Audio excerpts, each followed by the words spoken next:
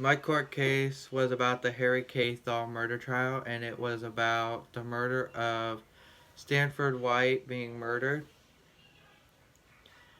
So, Mr. Stanford was in a lot of affairs and seeing multiple women at one time. Mr. Stanford White had a huge thing for young women.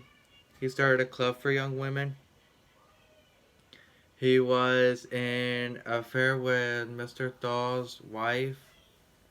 Her name is Evelyn Nesbitt. Miss Nesbitt took a trip home after pursuing her dream. Mr. White promised to pay the fair necessary arrangements, and before Miss Nesbitt left, Evelyn promised to see one another when Mr. White was gone. A few days later, a cab requested by Mr. White deposited Evelyn, who was explaining at another party. At his apartment, there were no guests to be found.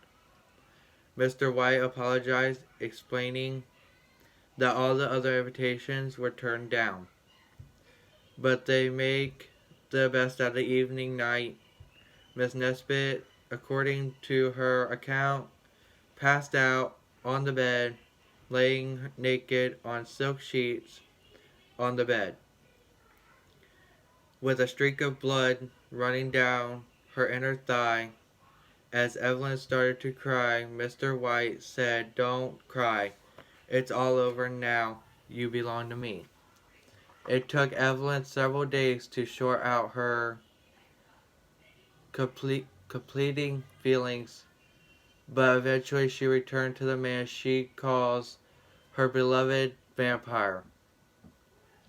For the next 6 months, White and Nesbitt saw each other almost daily. For her 17th birthday on December 1901, Mr. White presented Evelyn with a pearl necklace, 3 diamond rings, and a set of white fox fur.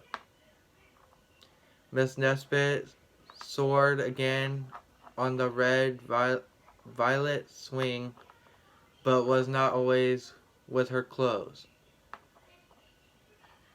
Decades later, in her memories, Nesbitt would say, of the middle-aged men she gave her virginity to, Stanford White was a good man, that he did me wrong, that from certain moral standards he was perverse and decayed, does not blind my judgment. Mr. Thaw was found not guilty in this murder trial.